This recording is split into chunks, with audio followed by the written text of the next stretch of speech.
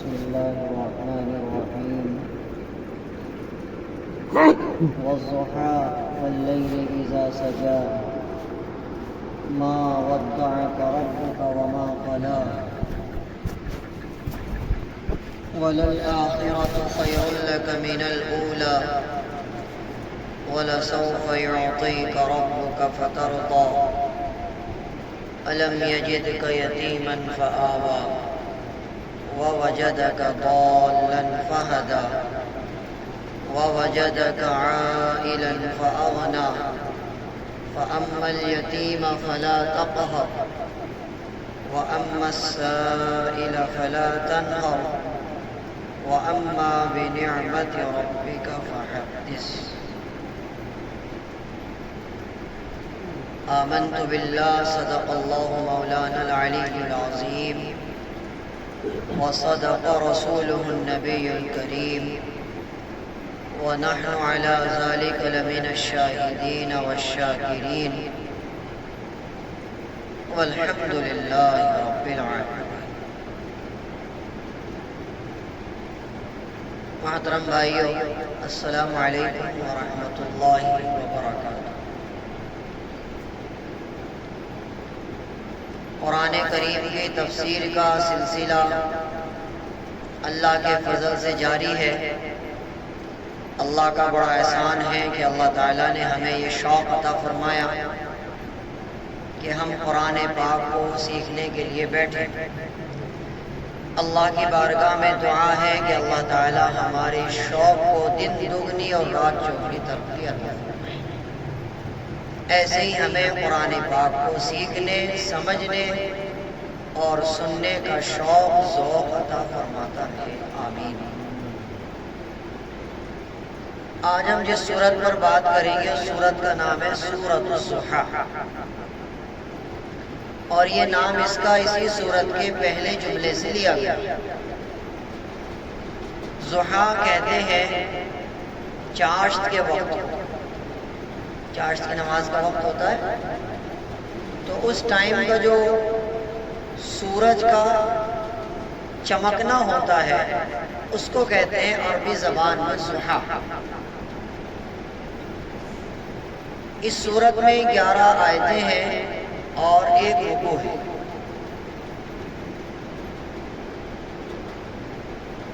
اللہ تعالیٰ نے اس سورت کو جو نازل فرمایا وہ بڑے ہی خاص انداز میں نازل فرمایا. آج اس سورت کو سنتے ہوئے آپ کو بے حد مزہ آنے والا ہے. آپ نے زندگی میں کبھی نہ کبھی کہیں نہ کہیں موبائل میں یا کسی کتاب میں یا کسی آدمی سے داستان محبت ضرور سنی ہوگی. جب کوئی کسی سے ناراض ہو جاتا ہے محبت کرنے والا، اس کو کیسے منایا جاتا ہے؟ یا کوئی محبت کرنے والے کے درمیان غلط فہمی پیدا ہو جائے تو کیسے دور کی جاتی ہے؟ اس کا آج اس میں ذکر کیا جائے. ترجمہ کرنے سے پہلے شان نزول سن لیجئے. اللہ کے رسول صلی اللہ علیہ وسلم کی ساتھ زندگی میں کئی مرتبہ ایسا ہوا ہے کہ آپ کی تہجد کی نماز نکل گئی. تہجد کی نماز آپ نہیں پڑھ پائے. بلکہ کئی بار تو ایسا بھی ہوا، یا 2 بار غالباً ایسا بھی ہوا زندگی میں کہ آپ کی فرض نماز بھی نکل گئی، آپ سوتے رہ گئے. اللہ کے رسول علیہ السلام ایک مرتبہ جنگ سے واپس آئے اور ایک میدان میں پڑاؤ ڈالا. ابو ہریرہ کی ڈیوٹی لگائی کہ تم ہمیں اٹھاؤ گے. ابو ہریرہ نے کہا ٹھیک ہے میں اٹھاؤں گا، آپ سب سو جاؤ. اب جتنے مجاہدین تھے سب کے سب سو گئے. ابو ہریرہ نے نیت باندھی، جاگنا ہے، نیت باندھی. اب جب وہ تھک گئے اور سلام پھیرا 2 رکعت کے بعد تو اونٹ برابر میں بیٹھا ہوا تھا. ابو ہریرہ نے بھی ایسے ٹیک لگا لی. اب جنگ کے تھکے ہارے تھے، ظاہر سی بات ہے نیند کیسی آنی تھی. اب جو آنکھ لگی ہے، صبح صادق بھی گیا ہے جی، فجر کی اذان کا وقت آگے بھی چلا گیا، نماز کا وقت بھی گزر گیا، سورج بھی نکل گیا، یہاں تک کہ چاشت کا وقت آ گیا اور سب پڑے سو رہے، کسی کی آنکھ نہیں کھلی۔ اللہ کے رسول بھی سو رہے اور سارے صحابہ سو رہے۔ جب سورج کی تپش پڑی اور دھوپ کی شدت لگی تب آنکھ کھلی۔ اللہ کے رسول علیہ السلام ہڑبڑا کر، ہمارے یہاں ہندی بولتے ہیں نا ہڑبڑانا، ہڑبڑا کر آپ کھڑے ہوئے اور آپ نے فرمایا انا للہ و انا الیہ راجعون، آج تو نماز ہی قضا ہو گئی۔ فوراً آپ نے صحابہ سے فرمایا چلو بھائی یہاں سے کوچ کرو، اس میدان میں نہیں ٹھہرنا۔ یہ میدان وہ میدان ہے کہ اللہ تعالیٰ نے اس میدان میں پہلی امتوں پر عذاب نازل فرمایا تھا، اور یہ بڑا ہی بے برکتہ میدان۔ فوراً وہاں سے کوچ کیا، روانہ ہوئے اور آگے جا کر کے ایک چشمے پر رکے، وہاں وضو کیا اور پھر سب نے نماز جماعت کے ساتھ ادا کی۔ اب اس میں دو باتیں، ایک بات تو یہ ہے کہ اللہ کے رسول صلی اللہ علیہ وسلم کو جان بوجھ کر اللہ تعالیٰ نے ایسا کرایا تاکہ اس سے بہت سارے مسئلے نکل سکیں کہ نماز قضا ہو جائے تو کیا کرنا چاہیے، جماعت کی نماز پوری کی قضا ہو جائے تو کیا کرنا چاہیے، قضا نماز کی بھی جماعت کی جا سکتی ہے یا نہیں، نبی جو تھے وہ انسان تھے، کوئی فرشتہ نہیں تھے۔ اس سے سینکڑوں مسائل علماء نے نکالا۔ تو اللہ کے رسول علیہ السلام ایک مرتبہ ایسا ہوا کہ آپ نے 2 رات تک تہجد کی نماز نہیں پڑھی۔ ابو سفیان کی جو بیوی تھی وہ مذاق اڑانے لگی، کہنے لگی اسے دیکھو، اس کا جو جوڑی دار تھا اس نے اس کو چھوڑ دیا، اور یہ اس سے راز و نیاز جو رات کو اٹھ کر کے کیا کرتا تھا اس نے اس کو چھوڑ دیا۔ اب نہ تو یہ اس کو یاد کرتا نہ وہ اس کو یاد کرتا۔ اللہ کے رسول چپ رہے، آپ نے کوئی جواب نہیں دیا۔ پھر ایسا ہوا اللہ کے رسول علیہ السلام کے پاس مکے کے چند سردار اکٹھے ہو کے آئے، ان میں یہودی بھی تھے، اور انہوں نے آ کر کے 3 سوال کیے اللہ کے رسول سے، اگر تم ہمیں ان سوالوں کا جواب ابھی دے دو ہم فوراً ایمان قبول کرتے ہیں۔ اللہ کے رسول علیہ السلام اس گمان میں کہ بھائی فرشتہ تو میرے پاس آتا ہی ہے جواب لے کر، اللہ کے رسول نے فرمایا بولو کیا سوال ہے۔ تو انہوں نے سوال کیا کہ یہ بتاؤ کہ روح کیا چیز ہے، جسم میں روح ہوتی ہے، روح کیا چیز ہے۔ دوسرا سوال کہ وہ کون نوجوان تھے جنہوں نے اپنا ملک چھوڑ کر کے ایک پہاڑ کی کھو میں 300 سال گزار دیے اور سوتے ہی رہے، وہ کون تھے۔ تیسرا سوال یہ ہے وہ بندہ کون ہے جس نے مشرق سے لے کے مغرب تک اور جنوب سے لے کے شمال تک پوری دنیا کا اس نے سفر کیا، وہ کون ہے۔ اب اللہ کے رسول نے تو کسی مدرسے میں نہیں پڑھا نا، آپ کا تو کوئی استاذ نہیں ہے نا، آپ کے استاذ تو جبرائیل ہیں یا پھر اللہ رب العزت ہے۔ اللہ کے رسول نے فرمایا کل آنا پھر جواب دوں گا، چلو کل آنا۔ انشاءاللہ نہیں کہا، کیا نہیں کہا؟ انشاءاللہ نہیں کہا، کل آنا جواب دوں گا، تینوں سوالوں کے جواب مل جائیں گے، کل آنا۔ انشاءاللہ نہیں کہا۔ اس بات پہ اللہ رب العزت کی طرف سے آسمان سے وحی نہیں اتری، ایک لمبا زمانہ گزر گیا، حدیث میں آتا ہے 17 دن گزر گئے۔ اللہ کے رسول علیہ السلام کا جو مذاق انہوں نے اڑایا، کل آنا، جو بھی ملے وہ یوں کہ اللہ کے رسول کل آنا، ایسے ہمارے یہاں نہیں ہوتا، کل آنا۔ کل کب کو ہوگی؟ 17 دن ہو گئے، جواب کب دوں گے؟ اب اللہ کے رسول علیہ السلام مرجائے ہوئے ہیں، آپ اداس ہو رہے ہیں، آپ پریشان حال ہیں، آپ گلیوں میں ایسے اداس پھر رہے ہیں، پتہ نہیں اللہ میرے سے ناراض ہو گیا، پتہ نہیں اللہ میرے سے ناراض ہو گیا، پتہ نہیں میرے سے کوئی غلطی ہو گئی، پتہ نہیں مسئلہ کیا ہو گیا. سمجھ آ رہی؟ پتہ نہیں کیا مسئلہ ہوگا.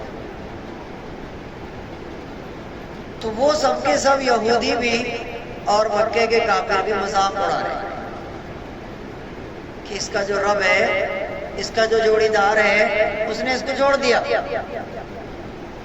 اب نہ تو وہ اس کے ملنے کے لیے آتا ہے اور نہ اس سے بات کرتا ہے، ابھی ایسے ہی گلیوں میں اداس کرتا ہے. حدیث میں آتا ہے 17 دن کے بعد آسمان سے فرشتہ وحی لے کر آیا اور یہ صورت لے کر نازل ہوئی. شان نزول سمجھ میں آ گیا؟ یہ صورت لے کر کیا ہے اس کا ترجمہ؟ اب ترجمہ سننے میں آپ کو مزہ آئے گا کہ وہ اتنے دنوں کے بعد جو وحی لے کر فرشتہ آیا تو وہ کیا تھی، وہ آپ کو سنیے. فرمایا والضحیٰ، قسم ہے سورج کی جب وہ چڑھ جائے. ایک ترجمہ تو یہ ہے، ایک اور بتاؤں گا اس کے بعد. والضحیٰ، قسم ہے سورج کی جب وہ چڑھ جائے. واللیل اذا سجا، قسم ہے رات کی جب وہ اندھیری ہو جائے، چھا جائے. ما ودعک ربک وما قلا، اس آیت پر آئیے آپ. ما ودعک ربک وما قلا، اے محمد آپ کے رب نے نہ تو آپ کو چھوڑا ہے اور نہ وہ آپ سے ناراض ہے. آپ کے رب نے آپ کو چھوڑا نہیں ہے، وہ آپ سے ناراض بھی نہیں ہے. کیا وجہ ہے پھر اتنے دن کیوں نہیں وحی آئی؟ سوال پیدا ہوتا ہے ذہن میں، اتنے دن تک کیوں وحی نہیں آئی؟ دو وجہ. ایک وجہ تو یہ ہے کہ وحی کا جو نور ہے، وحی کا جو بار بوجھ ہے، وہ آپ کا جسم برداشت نہیں کر سکتا تھا. اگر ہم مسلسل ہر دن ہم وحی نازل کرتے تو آپ کا جسم اس کو برداشت نہیں کر سکتا تھا، اس لیے ہم نے بیچ میں گیپ کیا. اس سے پہلے بھی اللہ کے رسول کے ساتھ ایسا ہوا کہ 3 سال تک آپ کے اوپر وحی نہیں نازل ہوئی، 3 سال تک. تو یہ اللہ کے رسول کے ساتھ ہوتا رہا بیچ بیچ میں کہ اللہ تعالیٰ نے وحی کا سلسلہ بند کر دیا، آسمان سے فرشتہ نہیں بھیجا. ایک وجہ تو یہ رہی کہ آپ کا جسم وحی کے بار بوجھ کو برداشت نہیں کر سکتا. اگر ہم ہر دن وحی بھیجیں گے تو آپ کا جسم برداشت نہیں کرے گا. ایک وجہ. دوسری وجہ یہ ہے کہ آپ نے انشاءاللہ نہیں کہا تھا، اس لیے بھی ہم نے وحی نہیں نازل کیا. یہ دو وجہ. بات سمجھ آئی؟ انشاءاللہ اتنی اہمیت رکھتا ہے. کیا ہے؟ ما ودعک ربک وما قلا. دو محبت کرنے والوں کے درمیان یہ باتیں چل رہی ہیں.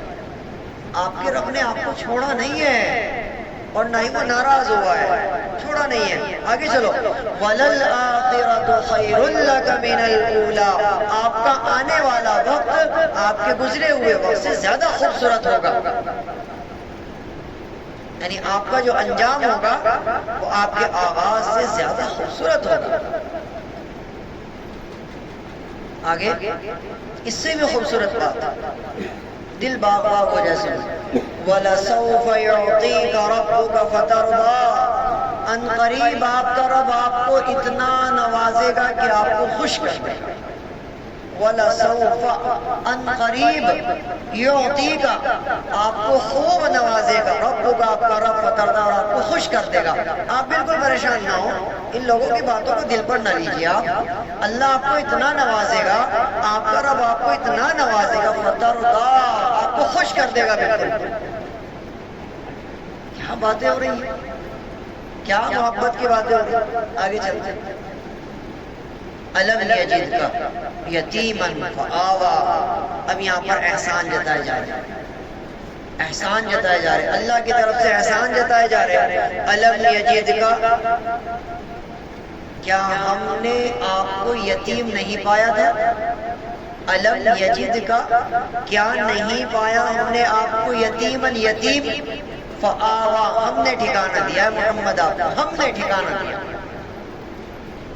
جب آپ پیدا ہوئے تو باپ تو نہیں تھے، انتقال سے پہلے ہی چلے گئے تھے، وہ تو 6 مہینے، اور پھر ماں وہ بھی پیدا ہونے کے تقریباً 5 یا 6 مہینے کے بعد وہ بھی چلی گئی، تو یتیم بھی ہو گئے، مسکین بھی ہو گئے۔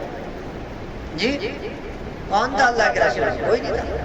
اللہ نے احسان جتایا، الم یجدک یتیما فآویٰ، اے محمد کیا نہیں پایا ہم نے آپ کو یتیم، ہم نے آپ کو ٹھکانہ دیا۔ اور آگے چلیں، ووجدک ضالا فہدی،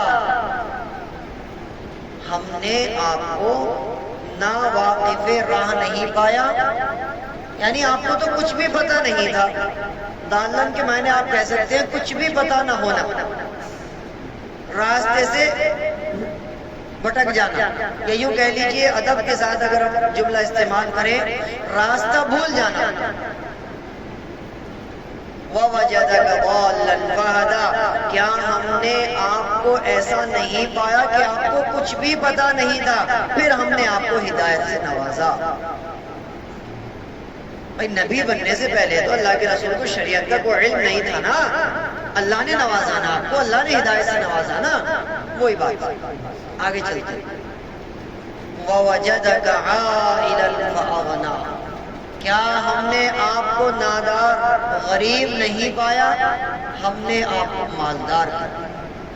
فَأَغْنَىٰ، ہم نے آپ کو مالدار کر دیا۔ اب یہ تو ہو گئے 3 احسان، ٹھیک ہے صاحب؟ اللہ میاں نے 3 احسان جتائے اللہ کے رسول پر۔ پہلا کیا ہے؟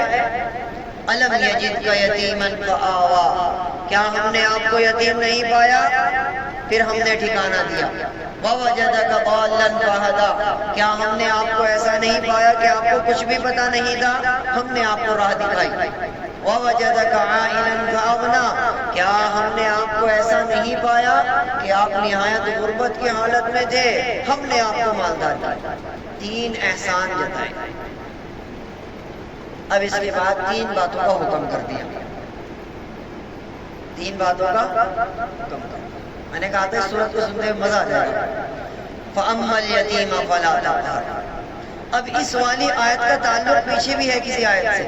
کس والی آیت سے ہے؟ ترجمہ سنو پہلے، فَأَمَّا الْيَتِيمَ فَلَا تَقْهَرْ، یتیم کے ساتھ سختی سے بات نہ کرنا۔ کیوں؟ أَلَمْ يَجِدْكَ يَتِيمًا فَآوَىٰ، ہم نے تجھے بھی یتیم پایا تھا۔ بات سمجھ آ رہی ہے؟ ہم نے تجھے بھی یتیم پایا تھا نا۔ فَأَمَّا الْيَتِيمَ، اس کا تعلق اس سے جڑ رہا۔ فَأَمَّا الْيَتِيمَ فَلَا تَقْهَرْ، یتیم کے ساتھ سختی سے پیش نہ آنا۔ بات سمجھ آ رہی ہے؟ وَأَمَّا السَّائِلَ فَلَا تَنْهَرْ، اور سوال کرنے والے کو جھڑکنا نہیں۔ کیوں؟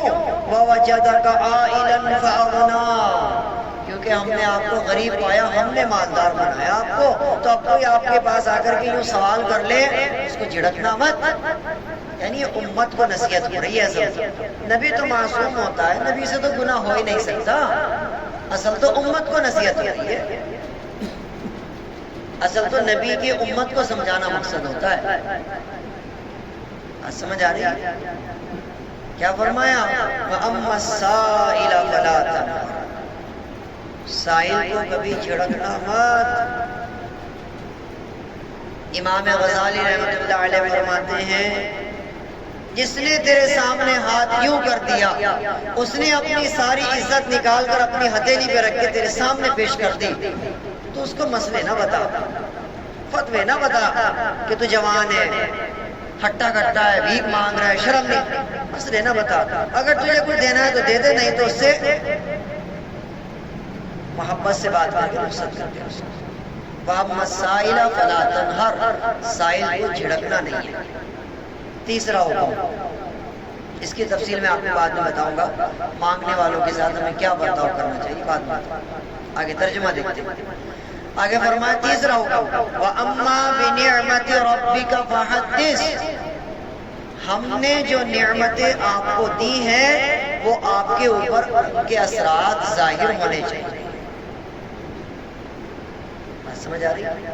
ہم نے آپ کو جو بھی نعمتیں دی ہیں، ہم نے آپ کو جو کچھ بھی مال و دولت عطا کیا ہے، ہم نے آپ کو جس قدر بھی اپنی نعمتوں سے مالا مال کیا ہے، فحدث، ان کا اظہار کیجئے، ان کو ظاہر کیجئے، وہ آپ کے جسم پر دیکھنی چاہیے۔ اللہ نے بندہ تو بنایا کروڑوں کا اور بات کر رہا ہوں کروڑوں کی، غلط ناانصافی۔ اللہ نے بندہ تو بنایا کروڑوں کا اور کپڑے پہن رہا ہوں فرنیچر والے، سائیکل پہ چل رہا ہے جو ٹوٹی پھوٹی، سمجھ آ رہی ہے؟ نہ جسم میں ہی کچھ ڈال رہا اور نہ اللہ کے دین پہ ہی خرچ کر رہا، میں اینٹوں میں لگا رہا، سریے میں لگا رہا، دنیا بھر کے روپے اولاد میں لگا رہا۔ اللہ تعالیٰ نے اس چیز کو منع کیا، وَأَمَّا بِنِعْمَةِ رَبِّكَ فَحَدِّثْ، ہم نے جو نعمتیں تمہیں دی ہیں وہ تمہارے اوپر ظاہر ہونی چاہیے۔ تفصیل بات میں فی الحال ترجمے پہ غور کریں، ایک بار اور سن لیجئے ترجمہ۔ وَالضُّحَىٰ، میں نے کہا تھا نا 2 ترجمے بتاؤں گا، ایک ترجمہ تو بتا دیا، اب دوسرا ترجمہ علامہ سیوطی رحمۃ اللہ علیہ لکھتے ہیں، بڑا کمال کا ترجمہ ہے۔ وَالضُّحَىٰ، تیرے روشن چہرے کی قسم، وَالضُّحَىٰ، تیرے روشن چہرے کی قسم، وَاللَّيْلِ إِذَا سَجَا، تیری گھنی گھنی زلفوں کی قسم، اللہ کے رسول کی زلفیں لمبی رہتی تھی، وَاللَّيْلِ إِذَا سَجَا، تیری گھنی زلفوں کی قسم، مَا وَدَّعَكَ رَبُّكَ وَمَا قَلَا، نہ تیرے رب نے تجھے کبھی تنہا چھوڑا تھا اور نہ تیرا رب کبھی تجھ سے ناراض ہوا ہے۔ وَلَلْآخِرَةُ خَيْرٌ لَكَ مِنَ الْأُولَىٰ، اور تیرا آنے والا وقت تیرے گزرے ہوئے وقت سے زیادہ خوبصورت ہوگا۔ وَلَلْآخِرَةُ خَيْرٌ لَكَ مِنَ الْأُولَىٰ وَلَسَوْفَ يُعْطِيكَ رَبُّكَ فَتَرْضَىٰ، ان قریب تیرا رب تجھے اتنا دے گا، اتنا دے گا، اتنا دے گا کہ تیری طبیعت خوش کر دے گا، اتنا دے گا۔ وَلَسَوْفَ يُعْطِيكَ رَبُّكَ فَتَرْضَىٰ أَلَمْ يَجِدْكَ يَتِيمًا فَآوَىٰ، کیا ہم نے تجھے یتیم نہیں پایا پھر ہم نے ٹھکانہ دیا۔ وَوَجَدَكَ ضَالًّا فَهَدَىٰ، کیا ہم نے تجھے ایسا نہیں پایا کہ تجھے کچھ بھی معلوم نہیں تھا، ہم نے تجھے راہ دکھائی۔ وَوَجَدَكَ عَائِلًا فَأَغْنَىٰ، کیا ہم نے تجھے نادار اور غریب نہیں پایا، ہم نے تجھے مالدار کیا۔ فَأَمَّا الْيَتِيمَ فَلَا تَقْهَرْ، یتیم کے ساتھ سختی سے بات نہ کر۔ وَأَمَّا السَّائِلَ فَلَا تَنْهَرْ، اور سائل کو جھڑکنا مت۔ وَأَمَّا بِنِعْمَةِ رَبِّكَ فَحَدِّثْ، ہم نے تجھے جو نعمتیں دی ہیں ان نعمتوں کو اپنے اوپر ظاہر کرنا۔ یہ تو اس صورت کا ترجمہ تھا، مزہ آیا ترجمہ سن کے؟ اللہ اور محبوب کے درمیان باتیں ہو رہی ہیں، اللہ منا رہا ہے اپنے محبوب کو، میرے محبوب تو مایوس کیوں ہوتا ہے، دل چھوٹا کیوں کر رہا ہے ان کی باتوں سے، یہ تو کم وقت ہیں، ان کا تو کام ہے مذاق اڑانا۔ اے محمد آپ ان کی باتوں سے اپنا دل چھوٹا نہ کیجئے۔ وَالضُّحَىٰ، قسم ہے سورج کی جس وقت وہ چڑھ جائے۔ اس میں علماء نے کئی باتیں لکھی۔ اللہ تعالیٰ نے اس وقت کی قسم نہیں کھائی جس وقت سورج نکلا، کیونکہ اس وقت اس کی روشنی بڑی ہلکی ہوتی ہے، کوئی کام کی نہیں ہوتی وہ۔ جس وقت سورج نکل رہا ہے اس وقت تو روشنی جو ہوتی ہے وہ کسی کام کی ہوتی نہیں نا، نہ تو وہ روشنی ہوتی، نہ اس سے کوئی چیز گرم ہو سکتی، نہ اس سے کوئی چیز پک سکتی، اس سے تو کچھ بھی نہیں ہونے کا۔ اللہ تعالیٰ نے کون سے وقت کی قسم کھائی؟ جب سورج چڑھ جائے، چاشت کے وقت کی قسم۔ سمجھ آئی؟ علماء نے لکھا ہے جہاں پر چاشت کی نماز ہوگی وہاں پر غربت کبھی نہیں ہو سکتی، زندگی میں کبھی غربت نہیں ہو سکتی۔ وہاں چاشت کی نماز پڑھا کرو۔ اللہ کے رسول علیہ السلام چاشت کی نماز 2 رکعات سے لے کے 12 رکعات تک پڑھا کرتے تھے، کبھی 2 پڑھ لے، کبھی 4 پڑھ لے، کبھی 6 پڑھ لے، کبھی 8 پڑھ لے، کبھی 10 پڑھ لے، کبھی 12 پڑھ لے۔ کس وقت ہوتا ہے چاشت کا وقت؟ جب دھوپ میں تیزی آ جائے، دھوپ میں گرماہٹ آ جائے، وہ سردی میں الگ گرمی میں الگ، وہ آپ خود دیکھ سکتے ہیں۔ اب برسات چل رہی ہے، اب گرمی ذرا تیز ہوتی ہے نا، اب آپ جو ہے تھوڑا سا اور پیچھے ہو جائے گا، سردی میں دیکھیں گے آپ تقریباً وہی 9-10 بجے کے آس پاس دھوپ میں تیزی آتی ہے، سمجھ آ رہی ہے؟ تو یہ ہر آدمی خود اس چیز کا اندازہ لگا سکتا ہے، اس کو ہمیں بتانے کی ضرورت نہیں ہے۔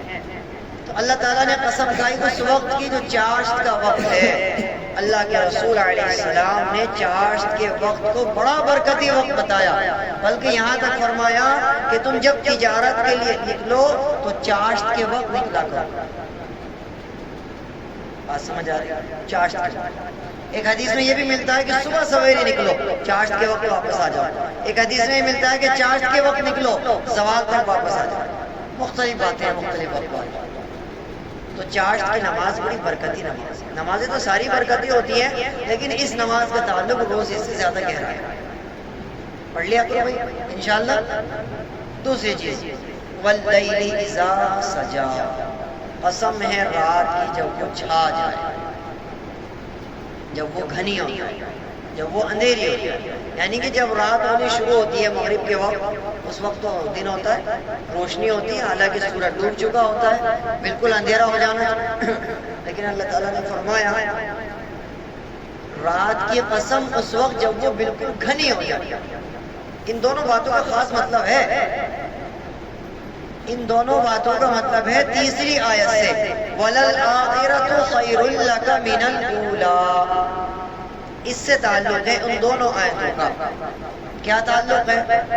جس طریقے سے سورج کا نکلنا اس وقت کسی فائدے کے لیے نہیں ہوتا، یعنی کہ اس کی روشنی کسی کام میں نہیں آتی، بعد میں جو آتی ہے وہ کام میں آتی ہے، بعد میں جو سورج کی کرن آتی ہے وہ کام میں آتی ہے۔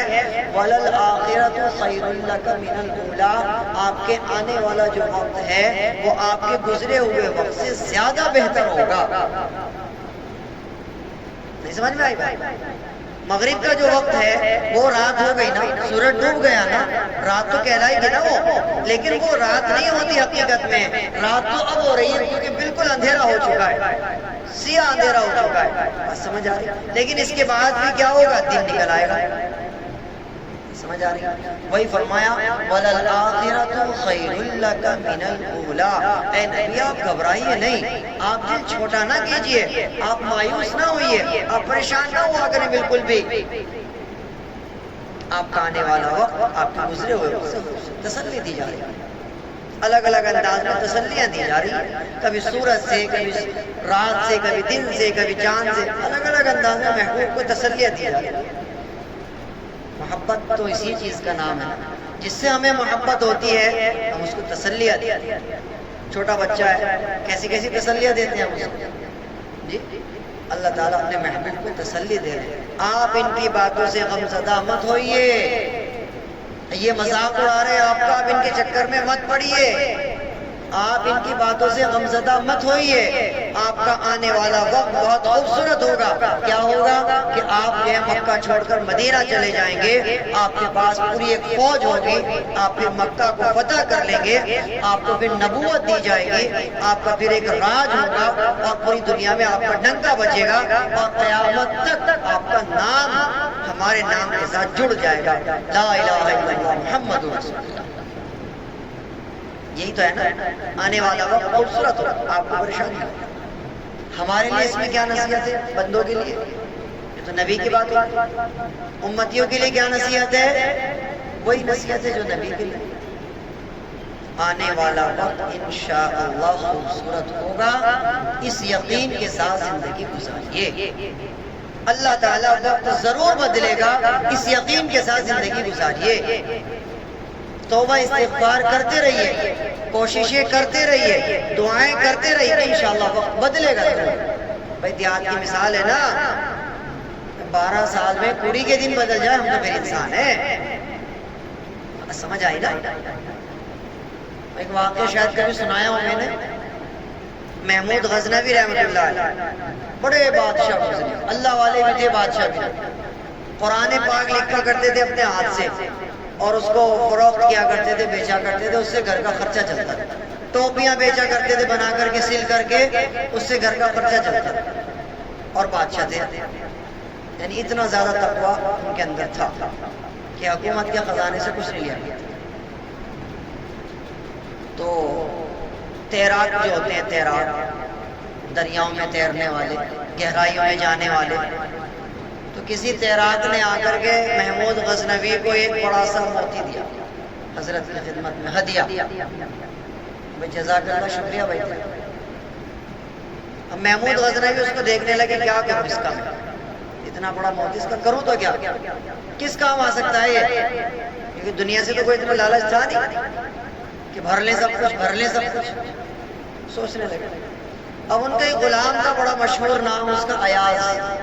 آپ نے سنا ہوگا شعر، ایک ہی صف میں کھڑے ہو گئے محمود و ایاز، نہ کوئی بندہ رہا نہ بندہ نواز. سنا ہے نا شعر؟ تو برابر میں غلام کھڑا ہوا تھا ایاز. محمود غزنوی اس کو بہت دیر تک دیکھنے کے بعد غلام کو تھما دے، لے بھائی بھائی، اور ایسا کچھ اس پہ لکھوا کے لا کہ جب میں حالت جنگ میں ہوں، تکلیف میں ہوں، دشمن میرے سامنے خطرہ بن کر کھڑا ہوا ہو، تو اس پہ ایسا کچھ لکھوا کے انگوٹھی میں پھروا کے لا کہ میری نظر پڑے تو میرے دل کو سکون پہنچے. اور جب میں اپنے محل میں ہوں یا اپنے گھر پہ ہوں یا حکومت کے معاملات میں ہوں تو میں غفلت میں نہ آ جاؤں، میں بھٹک نہ جاؤں راہ سے، بس میری نظر پڑے اور فوراً میری عقل ٹھکانے پہ آ جائے. ایسا کچھ لکھوا کے. غلام ایاز نے کہا ایک ہفتے کا وقت چاہیے. دیا بھائی. جمعے کا دن تھا، اگلے جمعے تک کا وقت دیا. تو ایاز اگلے ہفتے تشریف لائے. اور یہ جو غلام تھا نا ایاز، بڑا اللہ والا سید، پیور سید تھا. اللہ کے رسول علیہ السلام کے خاندان سے، برادری سے اس کے تعلق، بڑا نیک ولی تھا غلام ایاز. تو اگلے ہفتے جب ایاز آیا انگوٹھی کو لے کر کے بادشاہ کی خدمت میں، تو اس میں کیا لکھوا کے لایا وہ بات سننے لائق ہے، اور اس بات سے ہمارے اس بات کا تعلق.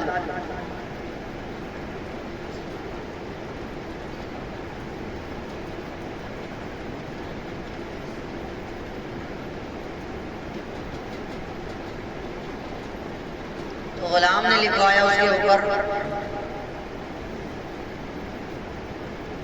یہ وقت بھی گزر جائے. کیا لکھوایا موتی کے اوپر؟ کیا لکھوایا؟ یہ وقت بھی گزر جائے. بہت سی کتابوں میں اس طرح لکھا ہے یہ وقت ہے گزر ہی جائے. بہت سے مورخوں نے یہ لکھا، یعنی وہ غلام جو ہے اس موتی کے اوپر ہی لکھوا کے لایا یہ وقت بھی گزر جائے. یعنی اگر وہ حالت جنگ میں ہے، دشمن سامنے ہیں، خطرے بہت سارے ہیں، پریشانیاں بہت ہیں، تو دیکھے گا اس کو یہ وقت بھی گزر جائے. اور اگر گھر پر ہے، عیش و عشرت میں بھٹکنے کا ڈر ہے، مال و دولت کی ہوس آنے کا ڈر ہے، اور کسی پر ظلم کرنے کا ڈر ہے، تو فوراً نگاہ پر یہ وقت بھی گزر جائے گا. سمجھ آئی؟ تو اللہ تعالیٰ بھی یہی کہہ رہے ہیں اپنے نبی کو، وَلَلْآخِرَةُ خَيْرٌ لَكَ مِنَ الْأُولَىٰ. اے نبی آپ کے آنے والا وقت آپ کے گزرے ہوئے وقت سے خوبصورت ہو جائے گا، آپ پریشان نہ ہوں. ہمارے لیے بھی سب کے لیے یہی ہے، آنے والا وقت انشاءاللہ خوبصورت ہوگا، اس پر یقین رکھ کر آپ زندگی گزاریے. پڑھنے والا طالب علم ہے وہ بھی یقین رکھے انشاءاللہ میرا فیوچر بہتر ہوگا، اور اگر کوئی کام کرنے والا بندہ ہے وہ بھی یقین رکھے انشاءاللہ اللہ میرا وقت ضرور بدلے گا. بات سمجھ آ گئی؟ آگے چلیے. وَلَسَوْفَ يُعْطِيكَ رَبُّكَ فَتَرْضَىٰ. ان قریب آپ کا رب آپ کو اتنا نوازے گا کہ آپ کو خوش کر دے گا. اللہ کے رسول تھک رہے تھے، پریشان ہو رہے تھے، مسلمان کوئی ہوتا نہیں ہے اور یہ مذاقیں اڑاتے ہیں، اور یہ کیا ہوگا، کیسے ہوگا، کس طرح ہوگا. اللہ نے اس کا جواب دیا، اتنا دیں گے، اتنا دیں گے، اتنا دیں گے، اتنے مسلمان ہوں گے، اتنے مسلمان ہوں گے کہ آپ دیکھ کر حیران ہو جائیں گے. اذا جاء نصر اللہ والفتح، جب آئے گی اللہ کی مدد اور کامیابی. ورأیت الناس، اور دیکھیں گے آپ لوگوں کو، یدخلون فی دین اللہ، اللہ کے دین میں وہ داخل ہوں گے افواجا، فوج در فوج. محبوب کو تسلیہ دی جا رہی ہے، محبت کی باتیں ہو رہی ہے نا یہاں پر، تو محبوب کو تسلیہ دی جا رہی ہے. آپ کیوں پریشان ہو رہے؟ اللہ اتنا دے گا آپ کو، اتنے لوگ آپ پر ایمان لائیں گے، اتنے ایمان لائیں گے، اتنے ایمان لائیں گے، پوری پوری فوجیں مسلمان ہوں گی. بات سمجھ آ رہی ہے؟ اللہ اس میں سکھا رہا ہے کچھ آگے. الم یجدک یتیما فآویٰ، کیا ہم نے آپ کو یتیم نہیں پایا، ہم نے آپ کو ٹھکانا. اس کا جواب میں تھوڑا سا آپ کو دے چکا ہوں، تھوڑا سا اور سن لیجئے. یتیم نہیں پایا کا مطلب کیا ہے؟ یعنی جب اللہ کے رسول پیدا ہوئے تو ابا جان تو تھے نہیں، اور کچھ مہینوں کے بعد اماں جان بھی دنیا سے تشریف لے گئی. اس کے بعد اللہ کے رسول علیہ السلام کس کے پاس پہنچے؟ دادا کے پاس، چاچا کے پاس پہنچے. اس طریقے سے اللہ کے رسول نے مختلف حضرات کے پاس اپنا بچپنا گزارا. یعنی اللہ تعالیٰ احسان جتا رہے، اگر ہم نہ ہوتے تو تیرا کیا ہوتا؟ ہم ہی تو تھے جو ان کے دلوں میں اس قدر محبت ڈال دی ہم نے تیری، ہم ہی تو تھے. سمجھ آ رہی؟ اللہ کے رسول نے جب نبوت کا دعویٰ کر دیا اور آپ نے کہا کہ انا محمد رسول اللہ، تو پھر مکے کے کافروں نے جھنڈ کے جھنڈ آ کر کے آپ کو پریشان کرنا شروع کیا. اور پھر آپ کے چچا کو کہا ان کو سمجھا لو. چچا نے کہا بھتیجے، بڑا مشہور ہے نا واقعہ، اللہ کے رسول نے کیا جواب دیا؟ ایک ہاتھ میں سورج اور دوسرے ہاتھ میں چاند بھی رکھ دیا جائے تو میں اللہ کا دین لوگوں تک پہنچانا بند نہیں کر سکتا. پھر انہوں نے کہا میں تیری ساتھ ہوں، تو ٹینشن مت لینا، ایسی کی تیسی میں تیری ساتھ ہوں، دیکھیں گے کیا ہو جائے گا، کیا کر لیں گے. ایک ہاتھ میں تیری ساتھ ہوں، ٹینشن نہیں لینا بالکل بھی، تو جو چاہے کر، میں تیری سپورٹ میں ہوں. تو اللہ وہ یاد دلا رہے، الم یجدک یتیما فآویٰ، تو یتیم تھا، ہم نے تجھے ٹھکانہ دیا، ان کے دلوں میں محبت ڈالی. ووجدک ضالا فہدیٰ، اور تجھے تو کچھ بھی نہیں پتا تھا، تجھے تو کچھ بھی نہیں پتا تھا، ہم نے تجھے راہ دکھائی. اللہ کے رسول علیہ السلام جب غار حرا میں جاتے تھے تو وہاں پہ جا کے آپ صرف مراقبہ کیا کرتے تھے، آپ کوئی عبادت نہیں کرتے تھے، صرف مراقبہ کیا کرتے تھے. اللہ کے رسول علیہ السلام کو اللہ تعالیٰ نے فرشتہ بھیجا اور فرمایا اقرأ باسم ربک الذی خلق، پڑھ اپنے رب کے نام سے جس نے تجھے پیدا کیا. اللہ نے بتایا، نبی کو تو نہیں معلوم تھا. اللہ نے نبی بنایا، نبی کو تو معلوم نہیں تھا. اور رسول بنایا، آپ کو تو معلوم نہیں تھا. قرآن اتارا، آپ کو پہلے سے تو معلوم نہیں تھا نا. تو وہی چیز کا یہاں پہ ذکر، ہم نے تجھے بتایا، تجھے کچھ پتا نہیں تھا. وَوَجَدَكَ عَائِلًا فَأَغْنَىٰ، اور تو بہت زیادہ نادار تھا، نادار غریب تھا، تیرے پاس کچھ بھی نہیں، کچھ بھی تو نہیں. خدیجہ نے جب نکاح کیا تو اللہ کے رسول علیہ السلام نے کچھ چہل پہل دیکھی، کیونکہ خدیجہ رضی اللہ عنہ مالدار عورت تھی نا.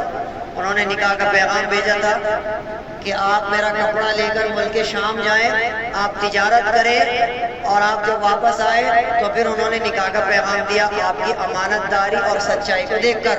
اللہ کے رسول نے اپنے چچا سے مشورہ کیا، انہوں نے کہا بہترین، کوئی مسئلہ نہیں ہے، ایک دم کر لے. تو اللہ کے رسول علیہ السلام کا نکاح ہوا. جب وہ نکاح میں آئیں پھر وہ کچھ ریل پیل شروع ہوئی. اللہ تعالیٰ نے اس چیز کا ذکر کیا، وَوَجَدَكَ عَائِلًا فَأَغْنَىٰ، تیرے پاس تو کچھ بھی نہیں تھا، تو نادار غریب تھا، ہم نے تجھے مالدار کر دیا. پھر ایک وقت ایسا بھی آیا کہ اللہ کے رسول علیہ السلام کے پاس 40,000 بکریاں تھیں، 40,000 بکریاں تھیں. ایک وقت ایسا بھی آیا اللہ کے رسول نے اپنی 11 کی 11 بیویوں کے گھر میں 1 سال کا راشن ڈلوا دیا. حدیث میں ہے، بخاری کی روایت، 1 سال کا راشن 11 بیویوں کے گھر میں ڈلوانا معمولی بات ہے؟ کوئی بولو، کوئی معمولی بات ہے؟ اللہ کے رسول علیہ السلام کے گھر میں 1 سال کا راشن 11 بیویوں کے گھر میں. اکثر ہمارے یہاں کیا ہے، جنتا جو ہے وہ یہی سن رکھی بیچاری، اور سنانے والوں نے بھی یہی سنا رکھا، ان کی بھی غلطی ہے. ہمارے نبی غریب تھے، ہمارے نبی نے پیبند لگے کپڑے پہنے، ہمارے نبی زمین پہ سوئے، ہمارے نبی نے پھٹے چیرے کپڑے پہنے، بھوکے رہے، پیٹ پہ پتھر باندھے. یہ ساری باتیں تو بڑی اچھے سے یاد ہیں، بتانے والوں نے یہ پتہ کیا کیا غلطی کیا ہے. اللہ کے رسول علیہ السلام کا مالداری کا بھی بڑا وقت آیا میرے بھائی. 40,000 بکریاں معنی رکھتی ہیں، بولو معنی رکھتے ہیں کہ نہیں رکھتے؟ 11 بیویوں کے گھر میں 1 سال کا راشن ہونا معنی رکھتا ہے کہ نہیں رکھتا؟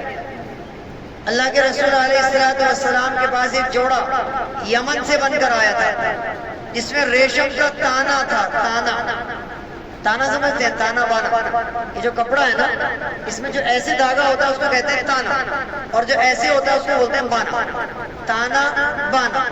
تو اللہ کے رسول کے پاس ایک جوڑا تھا جو یمن سے بن کر آپ کے لیے آیا، اس میں ریشم کا دھاگا تھا تانا، جب تک ریشم حرام نہیں ہوتا، یعنی مہنگا ترین جوڑا تھا آپ کے پاس۔ آپ اس کو اس وقت پہنتے تھے جب کوئی آپ سے وفد آیا کرتا تھا ملاقات کے لیے، کچھ سردار لوگ آ رہے، کچھ بڑے لوگ آ رہے، اللہ کے رسول نے باقاعدہ ایک جوڑا رکھا ہوا تھا کہ عزت دار بڑے لوگ جب ملنے کے لیے آئے تو ڈھنگ کا لباس پہن کے جاؤں۔ ہمارے یہاں لوگ ارے کچھ نہیں ہوتا کپڑوں وپڑوں سے، بھائی کس نے کہا کچھ نہیں ہوتا؟ اللہ کے رسول بھی ڈھنگ کے کپڑے پہن کے جا رہے لوگوں سے ملنے، تو انہیں کپڑوں میں آگے بڑے چیروں میں بدبو آ رہی پسینے کی دنیا بھر کی، گوبر اٹھا رہا تھا اسی کو چھوڑ کر کے ہاتھ میں دھو کے آگے کپڑے پہن کے ڈھنگا ہو کر کے صاف ستھرا ہو کر کے ادھر ادھر لگا گیا، محفل میں جانا ہو تو بھی، مسجد میں آنا ہو تو بھی۔ یہ مثال بالکل غلط ہے، کپڑوں وپڑوں سے کچھ نہیں ہوتا۔ میرے بھائی محمد رسول اللہ صلی اللہ علیہ وسلم نے بھی ایک جوڑا باقاعدہ اس نام کا بنا رکھا تھا۔ جب مکے کے باہر سے لوگ آتے تھے، حجاز کے باہر سے لوگ آتے تھے ملاقات کے لیے، وقت آیا کرتے نا، پوری پوری جماعتیں آیا کرتی تھی، اللہ کے رسول اس جوڑے کو پہن کے ان لوگوں سے ملاقات کیا۔ یعنی آپ کے پاس اتنی امیری کا وقت بھی آیا اور اتنی غریبی کا بھی آیا کہ آپ نے پیٹ کو پتھر بھی باندھا۔ وہ پہلا وقت تھا یا آخری وقت تھا؟ وَلَلْآخِرَةُ خَيْرٌ لَكَ مِنَ الْأُولَىٰ، آپ کا آنے والا وقت پہلے سے زیادہ خوبصورت ہوگا۔ تو وہ وقت بھی آیا آپ کے پاس امیری کا، دونوں وقت آئے ہیں۔ اللہ کے رسول نے دونوں زندگیاں جی کر دکھائی ہیں کہ میرا امتی جو غریب ہے وہ میری غریبی والی زندگی کو دیکھ کر سکون حاصل کرے کہ میرے نبی نے غربت میں کیسے گزاری ہے، اور میرا امتی جو مالدار ہے وہ مجھے دیکھ کر کے اپنی مالداروں والی زندگی بھی ڈھنگ کر لے۔ سمجھ آ رہی ہے؟ آ رہی ہے نا سمجھ؟ اللہ کے رسول نے دونوں طرح کی زندگی میں جی کی۔ اب آگے چلیں، آگے فرمایا فَأَمَّا الْيَتِيمَ فَلَا تَقْهَرْ، یتیم کے ساتھ سختی سے بات زندگی میں کبھی مت کرنا، جس کا کوئی نہ ہو اس کا خدا ہوتا ہے۔ یتیم کے ساتھ سختی سے بات کبھی مت کرنا، ہمیشہ نرمی سے بات کرنا۔ اللہ کے رسول نے فرمایا جو آدمی یتیم کے سر پہ ہاتھ پھیر دے، جتنے بال اس کے ہاتھ کے نیچے آئیں گے اتنی اس کو نیکیاں ملیں گی۔ بات سمجھ آ رہی ہے؟ تو یہ کوشش کرنی چاہیے۔ ہمارے ایک دوست آئے ہوئے تھے ابھی پچھلے ہفتے، پچھلے ہفتے بنگلور کے تھے، تو وہ کہنے لگے مولانا کسی مدرسے میں لے چلو، کچھ کام ہے، بتایا مجھے بھی، تو مجھے جانا تھا سسرال، مانا چلو بھائی ادھر ہی جا رہا ہوں۔ میں لے گیا ان کے مدرسے میں، مانا ناظم ندوی صاحب جو ہے ہمارے تعلق میں ہے، ہمارے ابا کے دوستوں میں بہت خاص، تو مجھے بہت اچھے سے جانتے ہیں، قریب قریب بڑے مدرسے والے جانتے ہیں ابا حضور کی وجہ سے۔ تو ہمارے دوست نے حضرت سے کہا باہر کے کتنے بچے ہیں؟ انہوں نے بتایا اتنے بچے ہیں۔ اچھا ماشاء اللہ ماشاء اللہ، کہ جی 50 بچوں کے نام لکھ کر کے آپ مجھے دیں جن کی حالت بہت زیادہ خستہ ہے اور یتیم ہے، کیونکہ مدرسے کے پاس تو پورا چٹھا رہتا ہے، کون یتیم ہے، کون مسکین ہے، کون زیادہ غریب ہے، کون زیادہ درمیان، پورا چٹھا رہتا ہے مدرسے کے پاس، کہ 50 بچوں کے نام لکھ کر دیں جو بہت ہی زیادہ غربت میں ہے اور یتیم ہے۔ میں نے پوچھا یوں بھائی کیا کرو گے؟ کہ جی دیکھتے رہو۔ ناظم صاحب نے جو ہے فٹافٹ وہ نکلوایا کمپیوٹر سے اور لا کر ان کے سامنے فرمایا ہمارے دوست نے کہ آج کے بعد جب تک میں زندہ ہوں ان 50 بچوں کا مہینے کا خرچہ میں بھیجا کروں گا۔ ایسے بھی لوگ ہیں دنیا میں، میرے بڑے خاص دوست ہیں، مجھے بھی نہیں بتایا کہ جی بس چلو کسی مدرسے میں۔ اللہ، یتیموں کا سہارا بننا ان سے سیکھیں۔ کاروباری آدمی اللہ نے نوازا ہوا ہے، تو ہم لوگ جتنے یہاں بیٹھے ہیں ہم بھی نیت کیا کریں انشاءاللہ کہ یتیم کا ذمہ اپنے اوپر لے لیں کہ بھائی اس کی ذمہ داری میں اٹھاؤں، اس کی پڑھائی کی ذمہ داری، اس کے کپڑے کی ذمہ داری، اس کے کھانے کی ذمہ داری میں اٹھاؤں۔ اگر اللہ نے آپ کو دیا آپ بھی نیت کریں انشاءاللہ۔ کیا خیال ہے؟ فَأَمَّا الْيَتِيمَ فَلَا تَقْهَرْ، یتیم کے ساتھ کبھی سختی سے بات نہ کرنا۔ وَأَمَّا السَّائِلَ فَلَا تَنْهَرْ، اور کبھی مانگنے والے کو جھڑکنا مت۔ جھڑکنا مت. جھڑکنا تو سمجھتے ہیں, شرم نہیں آتی تجھے؟ اچھا خاصا اٹھا کٹا ہو کے مانگ رہا بے شرم کہیں, یہ تو ہے جھڑکنا. ایسا کبھی نہ کرنا میرے بھائی, ایسا کبھی نہ کرنا. میں نے آپ کو بتایا تھا امام غزالی رحمۃ اللہ علیہ نے لکھا ہے غالباً, جس نے تیرے سامنے ہاتھ یوں کر دیا تو اس کو دے دے, وہ جانے اس کا خدا جانے. اگر تجھے لگتا ہے کہ بندہ 2 نمبر ہے تو کم سے کم چاہے ایک کھجور کی گٹلی دے دے دے. لیکن جس نے یوں کر دیا تیرے سامنے دے, خالی نہ جانے دے اس کو. بات سمجھ آ رہی؟ ہو سکتا ہے کہ تیرے پہچاننے میں کبھی غلطی ہو جائے. الفاظ سننا میرے دھیان سے, کیا کہا؟ ہو سکتا ہے کہ تیرے پہچاننے میں کبھی غلطی ہو جائے, اور وہ جس نے یوں کیا وہ حقیقت میں اس کا لائق تھا, مستحق تھا, اور تو نے جھڑک دیا تو تیری تباہی تو پکی ہے, تجھے نہیں کوئی بچانے کا. دوبارہ سن لو میں نے کیا کہا. کسی نے یوں کیا اور تمہیں لگا کہ یہ مستحق نہیں ہے, تمہیں لگا کہ اچھا خاصا ہٹا کٹا مستنڈا ہے, تمہیں لگا یہ مستحق نہیں ہے, ٹھیک ہے نا, اور تمہارے دیکھنے میں غلطی ہو گئی, تمہارے پرکھنے میں غلطی ہو گئی. بھائی انسان حکم ہو جاتی ہے, اور وہ مستحق تھا اور تم نے اس کو جھڑک دیا, بدتمیزی کے ساتھ تم نے اس کی بات کر لی, تو اس کی بد دعا تمہیں لے ڈوبی. سمجھ آ رہی ہے؟ وَأَمَّا السَّائِلَ فَلَا تَنْهَرْ, ارے سوال کرنے والے کو جھڑکنا مت. اللہ کے رسول کو حکم دیا جا رہا ہے, ہم تو پھر کون ہیں؟ سمجھ آ رہی ہے؟ لیکن اللہ کے رسول کے ذریعے اصل ہمیں حکم دیا جا رہا ہے. تو میرے بھائی آج کے بعد اپنے گھر والوں کو یہ بات سمجھانی ہے ہمیں, دروازے پہ جو بھی آ جائے اللہ کی بندی, اس کو خالی مت جانے دینا. آٹے کی چٹکی دے, کھجور دے. ہمارے ابا کا مزاج میں آپ کو بتاؤں, آپ کو ہنسی آئے گی لیکن حقیقت بھی لگے گا. ہمارے ابا کا مزاج یہ تھا, جو بھی آ گیا نا دروازے پر, جو بھی گھر پہ موجود ہوا اس کو دیا. کبھی آٹا, کبھی کھجورے, کبھی دال کوئی رکھی ہوئی ہے وہی دے دی بغیر پکی, کبھی کھیرا دے دیا اٹھا کے, کبھی مولی دے دی, کبھی چقندر دے دیا. سبزی رکھی ہوئی تھی گوبھی, گوبھی کا پھول دے دیا. سوئیوں کے پیکٹ رکھے ہوئے تھے, ایک پیکٹ دے دیا. ارے جو بھی کچھ تھا اسے دیا, خالی ہاتھ نہیں جانے دیا. یہ ہمارے ابا کا مزاج تھا. ہمارے ابا بڑے عالم تھے, اللہ ان کی مغفرت کرے, اللہ ان کے درجات کو بلند کرے. رمضان میں سوئیوں کے پیکٹ کے کٹے لائے رکھتے تھے پورے, وہ دیا کرتے تھے. جو بھی آ رہا 2 پیکٹ ہو گئے, 2 پیکٹ 3 پیکٹ ہو گئے. خالی نہیں جانے دیا کسی کو بھی, کیونکہ رمضان میں لائن بڑی لگتی ہے نا مانگنے والوں کی. گاؤں میں تو شاید اتنی نہ لگتی ہو, شہر میں وہ بڑے اسپیشل والے آتے ہیں, پتہ نہیں کہاں سے آئے ہیں تاکہ بنتے ٹیڑے میڑے سے, کسی کے ہاتھ مڑے ہوئے, کسی کے پیر مڑے ہوئے, اور عجیب ان کی شکلیں ہوتی ہیں. پتہ نہیں اتنے سارے نکل کے آتے ہیں, وہ ایسا لگتا ہے جیسے آرڈر پہ بن کے آئے ہو. اتنے سارے آتے ہیں اور عید گاہ پہ وہاں سے وہاں تک کمنٹ لیتا پورے بیٹھے ہیں ملتے ہیں. آج سمجھ آ رہی ہے؟ تو پھر وہ نماز کے بعد گھروں پہ پہنچتے ہیں, لائن لگ جاتی ہے. تو یہ آیت پاک ہمیں کیا سکھا رہی ہے؟ وَأَمَّا السَّائِلَ فَلَا تَنْهَرْ, جھڑکنا دے. تو اپنے گھر کی عورتوں کو آج یہ بات اچھے سے اس کی گٹی میں اتار دینی ہے, جو بھی میرے گھر کے دروازے پر آئے گا نا تو اس کو منع نہیں کرے گی, جو بھی کچھ ہوگا تو اس کو دے انشاءاللہ. وَأَمَّا بِنِعْمَةِ رَبِّكَ فَحَدِّثْ, آخری آیت رہ گئی ہے, اس کو ذرا توجہ سے سن لیجئے. وَأَمَّا بِنِعْمَةِ رَبِّكَ فَحَدِّثْ, ہم نے جو نعمتیں تجھے دی ہیں ان کو ظاہر کر, وہ تیرے جسم پر ظاہر ہونی چاہیے. بات سمجھ آ رہی ہے؟ اللہ نے اگر آپ کو رزق دیا ہے اور آپ پھٹی شروع والی زندگی گزار رہے ہیں تو اللہ کی نظر میں آپ گنہگار ہیں. کل قیامت میں اللہ آپ کا گریبان پکڑے گا. ہم نے تمہیں نعمتیں دی تھی, تم پھر بھی فقیروں والی زندگی کیوں گزار کیا ہے؟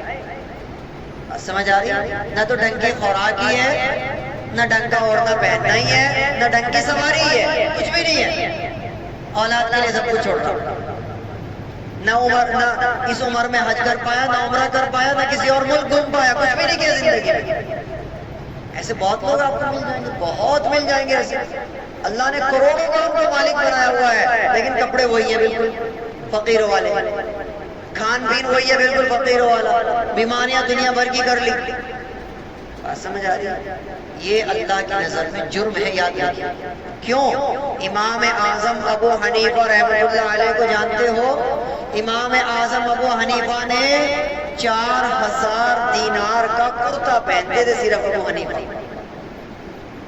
دینار سننے کا ہوئے، سمجھ آ رہی ہے؟ دینار کہیں کا ہوئے اور درہم چاندی کا ہوئے۔ ان کا جو کام تھا ابو حنیفہ رحمۃ اللہ علیہ کا جو کاروبار تھا وہ کپڑے کا کاروبار تھا، یاد رکھیے۔ امام ابو حنیفہ رحمۃ اللہ علیہ کپڑے کے بزنس مین تھے، بہت بڑے بزنس مین تھے کپڑے۔ تو سب سے مہنگا ترین جو کپڑا ان کے پاس ہوتا تھا وہ کپڑا وہ پہنا کرتے تھے، جس کی قیمت اس زمانے میں 4000 دینار کی ہوتی تھی۔ اگر آپ اس دور میں موٹے انداز میں بھی اگر آپ اندازہ لگائیں تو 4000 دینار یعنی وہ سونے کا دینار ہوتا تھا، تو بات کروڑوں میں جا کے رکے گی۔ نہیں رکنے کی، سونا اتنا مہنگا ہو رہا بھائی، 4000 دینار کا کرتا پہنا۔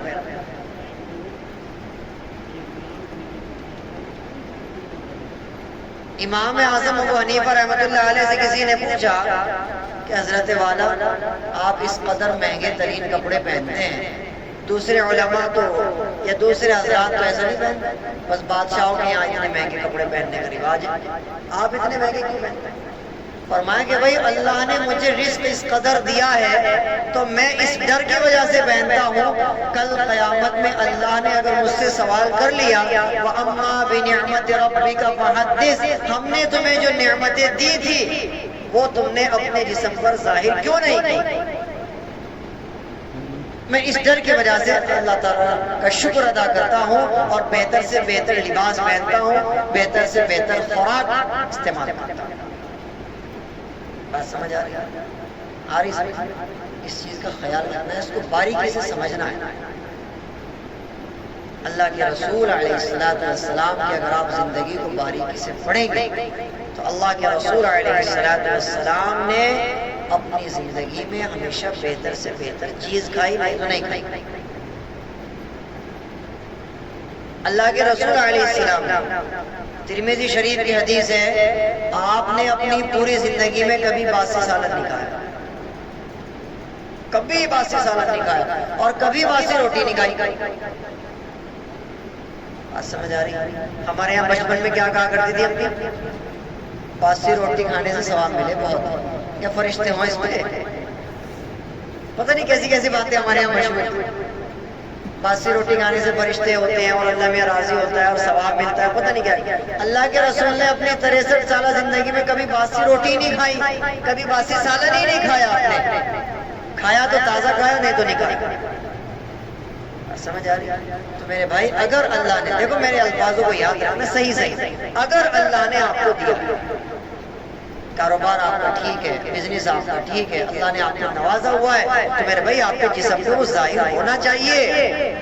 سادگی کا یہ مطلب نہیں ہے، دیکھو سادگی ہر آدمی کی الگ الگ ہوتی ہے، اس کو سمجھ لو آج آپ تھوڑا سا، اس کو سمجھ لیں آج آپ تھوڑا سا، ہر آدمی کی سادگی الگ ہوتی ہے۔ کعبے کے جو امام ہیں ان کی سادگی الگ ہے اور آپ کی مسجد کا جو امام ہے اس کی سادگی الگ ہے، یا نہیں؟ یا اور بھی کوئی حافظ صاحب، قاری صاحب، مولانا صاحب ہیں، ان کے ساتھ کیا تھا؟ کیوں؟ کیونکہ کعبے کا جو امام ہوتے ہیں، سب سے پہلی چیز تو وہ جس چیز ہوتے ہیں، ڈاکٹر بھی ہوتے ہیں اور عدالت کے جج ہوتے ہیں۔ وہاں امام جو بنتے ہیں نا، وہ عدالت کے جج ہوتے ہیں اور ڈاکٹر ہوتے ہیں۔ سمجھ آ رہی ہے؟ وہ کہیں آتے جاتے ہیں تو پورا پروٹوکول ہوتا ہے، Z+ سیکیورٹی ان کو دی جاتی ہے گورنمنٹ کی طرف سے۔ بات سمجھ آ رہی ہے؟ لاکھوں روپے کا عطر لگا لیتے ہیں وہ ایک ٹائم میں۔ جب میں سعودی میں تھا تو میں نے وہاں دکانداروں سے اس چیز کے بارے میں معلومات کی، میں نے کہا بھائی جو لوگ عرب شیخ خرید کر لے جاتے ہیں عطر وہ دکھاؤ۔ اس نے کہا وہ رکھا وہاں، تو وہ کیا تھی؟ لکڑی، عود کی لکڑی، چندن کی لکڑی رکھی ہوئی ہے۔ میں نے کہا بھائی اس کا کیسے؟ کہ جس کا عطر بنتا ہے آرڈر پر، اور اس کو جلا کر کے وہ دھونی لیتے ہیں اپنے۔ آپ نے دیکھا بھی ہوگا جو لوگ حج عمرہ کرنے گئے ہیں تو وہاں وہ لے کر کے وہ ایک تھالی میں اور وہ دھواں سے لے کر کے ایسے گھومتے رہے، وہاں لوگ وہ چندن کی لکڑیاں جلا رہے ہیں، عود کی لکڑی جلا رہے ہیں، مہنگی ترین لکڑی ہوتی ہے وہ۔ تو کئی لاکھ روپے کو ادھر لگا لیتے ہیں. اللہ نے ان کو نوازا ہوا ہے. وہ کہیں جاتے ہیں تو وہ ہیلی کاپٹر میں جا رہے ہیں, اپنے پرائیویٹ جیٹ میں جا رہے ہیں, تو وہ ان کی سادگی ہے. کون سی سادگی ہے؟ اور ہماری سادگی کیا ہے؟ مثال کے طور پہ میری آمدنی تو ہے 10,000 روپے مہینہ, اور میں خرچہ کرنے لگوں 15,000 روپے کا, ادھار لوں یا کچھ بھی کروں, یا پھر وہ 10 کے 10 میں خرچ کرنے لگوں. سمجھ میں جو سمجھانا چاہ رہا ہوں سمجھ میں آ رہی ہے؟ یعنی اپنی کمائی سے زیادہ میں خرچ کرنے لگوں تو یہ فضول خرچی ہے, یہ دکھاوا بھی ہے. سمجھ آ رہی ہے؟ اور اگر میری کمائی الحمدللہ لاکھوں میں ہے اور پھر میں جو ہے وہ لاکھ 2 لاکھ روپے کا موبائل چلا رہا ہوں, لاکھ 2 لاکھ روپے کی گاڑی چلا رہا ہوں, اور بہترین کپڑا پہنتا ہوں, بہترین گھڑی پہنتا ہوں, بہترین مکان, تو یہ پھر میرا دکھاوا نہیں ہے. اللہ کے رسول علیہ السلام کی ایک حدیث سن کر کے اپنی بات میں ختم کر رہا ہوں, سنا کر کے. اللہ کے رسول کے پاس ایک صحابی آئے, یا رسول اللہ میرا دل کرتا ہے میں بہترین مکان بناؤں, کیا یہ تکبر ہے؟ آپ نے فرمایا نہیں. یا رسول اللہ میرا دل کرتا ہے میں بہترین لباس پہنوں, عالی شان لباس, کیا یہ تکبر ہے؟ آپ نے فرمایا نہیں. یا رسول اللہ میرا دل کرتا ہے میں عرب کا مہنگا ترین گھوڑا استعمال کروں اور اونٹ, کیا یہ تکبر ہے؟ آپ نے فرمایا نہیں. یا رسول اللہ تکبر کیا ہے؟ فرمائے تکبر یہ ہے کہ تو حق بات کو نہ مانے اور سامنے والے کو ذلیل سمجھے, یہ تکبر. اللہ نے اگر تمہیں دیا ہے, تم 1 کروڑ کی گاڑی میں گھومو, کون منع کر رہا ہے؟ اپنی کمائی پہ ہے نا, کسی دوسرے کی کمائی پہ تو نہیں ہے. اب بہت سے لوگ علماء کو, بڑے بڑے اللہ والوں کو, مولویوں کو, ہمارے جو مولانا طارق جمیل صاحب ہیں پاکستانی, تو ایک مرتبہ وہ لیمبورگینی میں کار میں بیٹھے اتر رہے تھے کار سے. بڑی لمبی سی کار ہوتی ہے نا لیمبورگینی, کیا نام ہوتا ہے اس کا سمجھ گیا آپ نے؟ بڑی لمبی کار, بہت مہنگی ترین کار, امریکہ میں تھے وہ غالباً. تو وہ گاڑی سے اتر رہے تو کسی نے فوٹو کھینچ کے اسے انٹرنیٹ پہ ڈال دیا. اب لوگوں کو تو باقاعدہ بس چاہیے ہوتا ہے کچھ نہ کچھ مسئلہ. میں دیکھو انہیں دیکھو, مولویوں کو انہیں دیکھو, یہ دوسروں کو تو بتاتے ہیں سادگی سے گزارو, اور یہ کروڑوں روپے کی گاڑی میں گھوم رہا, مولوی سے دیکھو یہ ہے سادگی. اور بھائی وہ اربوں روپے کا خود مالک ہے طارق جمیل, ان کے کپڑے کے بڑے بڑے بزنس چل رہے ہیں ان کے شو روم ہے پاکستان میں. وہ جدی رئیس ہے بھائی, ان کی زمینیں ہیں, ان کے کپڑے کے بزنس چل رہے ہیں, ان کے عطر کے کام ہیں, ان کے بہت بڑے بڑے کام ہیں, ان کے لیے ہی سادگی ہے. اور ان کو تو اپنا پرائیویٹ جیٹ میں گھومنا چاہیے, پرائیویٹ ان کے تو جہاز ہونے چاہیے, لیکن وہ یہ سستی گاڑیوں میں گھوم رہے ہیں, ان کے لیے یہی سادگی ہے. اور تیرے لیے یہ سادگی ہے کہ تیری جتنی آمدنی ہے اس کے حساب سے آتے ہو خرچ کر. ہر آدمی کی سادگی الگ الگ. بات پوری سمجھ میں آ گئی نا؟ تو یہ آیت ہمیں سکھا رہی ہے وَأَمَّا بِنِعْمَتِ رَبِّكَ فَحَدِّثْ, ہم نے تمہیں جو نعمتیں دی ہیں ان کو ظاہر کرو اپنے جسم پر. بات سمجھ آ گئی؟ تو ذہن میں رہے گی بات انشاءاللہ. اللہ تعالی مجھے اور آپ کو عمل کی توفیق عطا فرمائے. سورہ ضحیٰ کے تعلق سے چند باتیں اور بھی علماء نے لکھی ہیں, ان کو بھی آپ ذہن میں بٹھا لیں, بہت کام کی باتیں ہیں. اگر کوئی آدمی کسی چیز کو بھول گیا یا کسی راستے کو بھول گیا, کسی جگہ کو بھول گیا, اور وہ یاد نہیں آ رہا اس کو, علماء نے لکھا ہے کہ وہ ضحیٰ کو کثرت سے پڑھنا شروع کر دے, کثرت سے پڑھے, بار بار بار بار بار بار پڑھتا رہے, انشاءاللہ وہ چیز بھی یاد آ جائے گی اور وہ جگہ بھی یاد آ جائے گی, وہ راستہ بھی یاد آ جائے گا. بس پڑھتا رہے جب تک وہ یاد آ جائے. کوئی چیز رکھے آپ بھول گئے گئی, اب وہ یاد ہی نہیں آ رہی آپ کو, تو بس آپ پڑھتے رہو بس ضحیٰ پڑھتے رہو, انشاءاللہ وہ چیز آپ کو یاد آ جائے گی.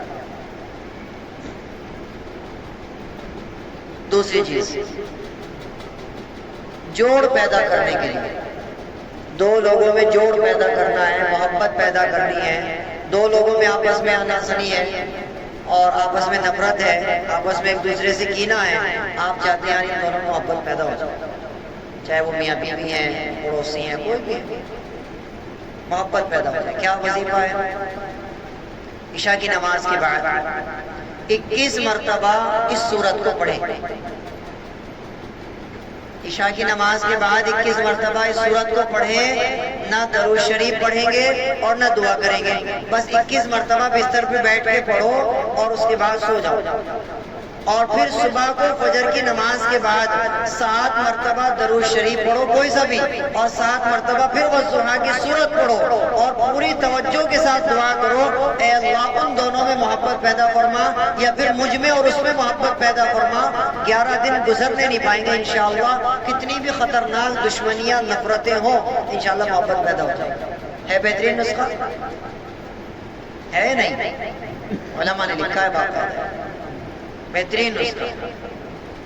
بہت سے لوگ ایسے ہیں یہاں بیٹھے ہوئے ہوں گے گھر کے معاملے میں پریشان ہیں, ساس بہو میں بنتی نہیں ہے, دوسرے کی بہنیں ان میں آپس میں بنتی نہیں, باپ بیٹے میں نہیں بن رہی, بھائیوں میں نہیں بن رہی, تو یہ وظیفہ کریں.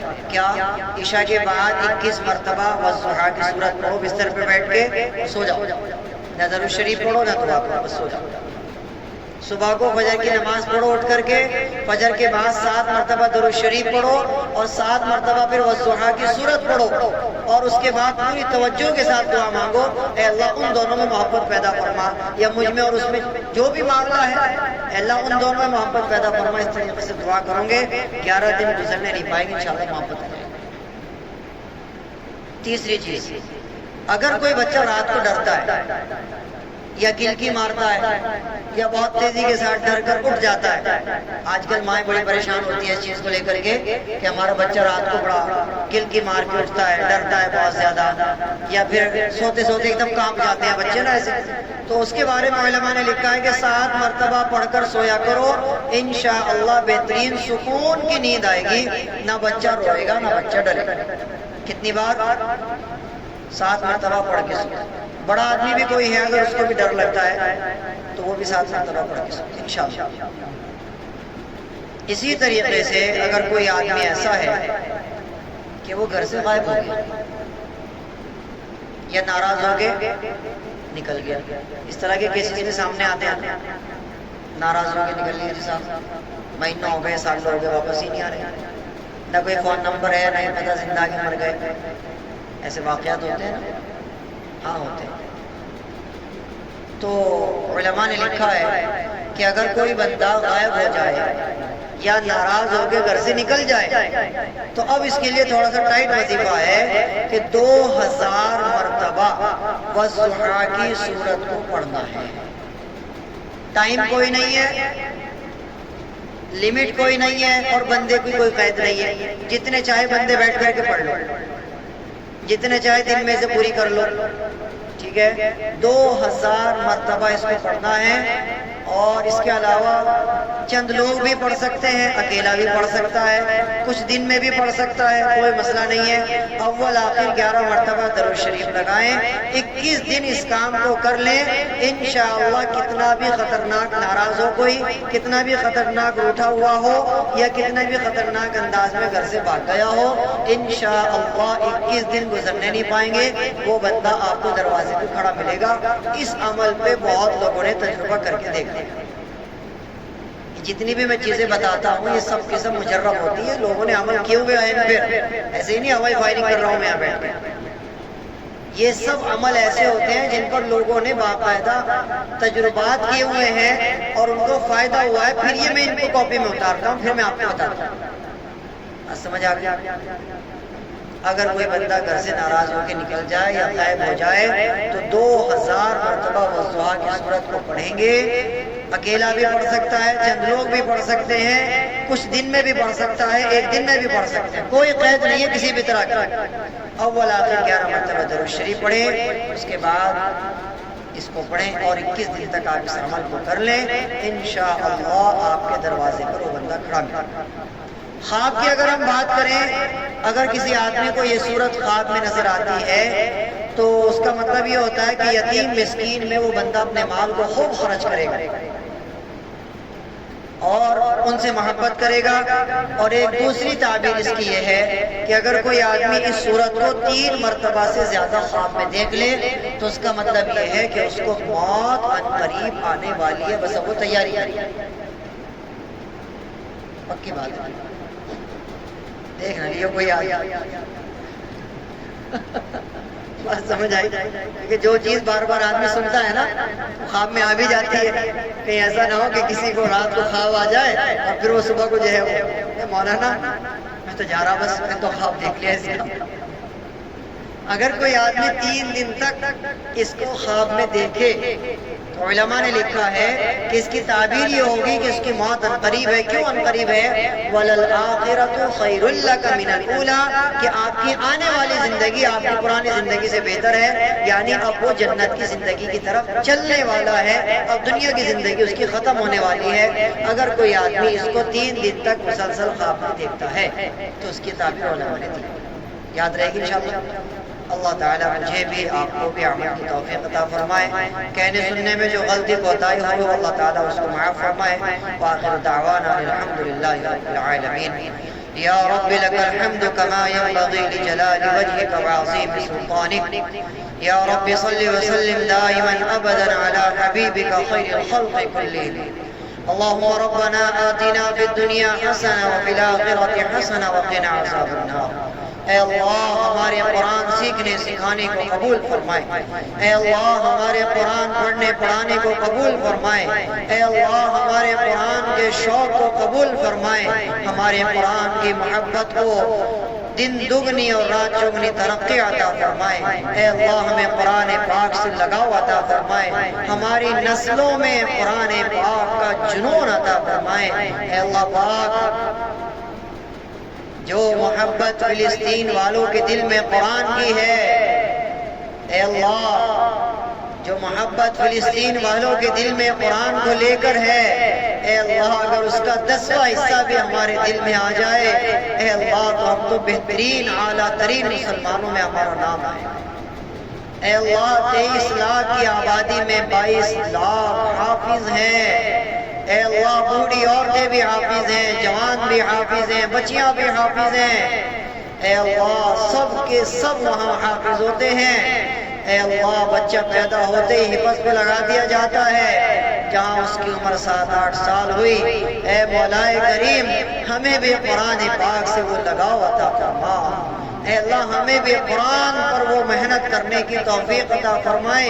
اے اللہ ہمیں بھی قرآن کو سمجھ کر پڑھنے کی توفیق عطا فرمائے. اے اللہ ہمیں بھی قرآن کریم سے موتی چن چن کر ان پر عمل کرنے کی توفیق عطا فرمائے. اے اللہ پاک ہمیں بھی اپنی نسل کو حافظ قرآن بنانے کی توفیق عطا فرمائے. اے اللہ اپنی نسل کو حافظ قرآن بنانے کی توفیق عطا فرمائے. اے اللہ دین کی تعلیم پر ہمیں خرچ کرنے کی توفیق عطا فرمائے. اے اللہ قرآن کی برکت سے بیماروں کو شفائے کل عطا فرما.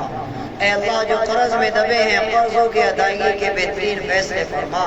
اے اللہ جو بے اولاد ہیں انہیں اولاد کی نعمت سے مالا مال فرما. اے اللہ جو بے نمازی ہیں ان کے دل میں نماز کی چنگاری جلا دے. اے اللہ انہیں 5 وقتہ نمازی بنا دیں. اے اللہ جو ہماری بہنیں بے پردہ ہیں اے اللہ انہیں پردے کا شوق ذوق عطا فرما. اے اللہ پاک اس گاؤں میں دین کی ہوا چلا دے.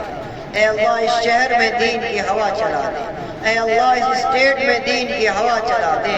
اے اللہ اس ملک میں دین کی ہوا چلا دے. اے اللہ داعیوں کو حرکت میں آنے کی توفیق عطا. اے اللہ داعی کو اپنا حق ادا کرنے والی محنت عطا فرما. اے اللہ داعی کو دین کی سمجھ عطا فرما. اے اللہ برداشت عطا فرما. اے اللہ حرکت میں آنے کی توفیق عطا فرما. اے اللہ اپنا فریضہ سمجھ کر اے اللہ دعوت دینے کی توفیق عطا فرما. اے اللہ دعوت دینے کی توفیق عطا فرما. اے اللہ جو مانگ لیا وہ بھی عطا فرما دے. اور جو ہمارے دل کے کونوں میں ہیں آپ لطیف الخبیر ہیں، علیم بذات الصدور ہیں، علام الغیوب ہیں، ستار العیوب ہیں. اے اللہ آپ سب جانتے ہیں ہمارے دلوں میں کیا ہے. اے اللہ اگر اس میں ہمارے لیے خیر ہے اے اللہ وہ قبول فرما، اور اگر خیر نہیں ہے تو اس خواہش کو ہمارے دل سے نیست نابود فرما. اے اللہ ہماری دعاؤں کو حضور اقدس صلی اللہ علیہ وسلم کے وسیلے سے اپنے بارگاہ میں قبول و منظور فرما. صلی اللہ تعالی علیہ محمد والی وسلم.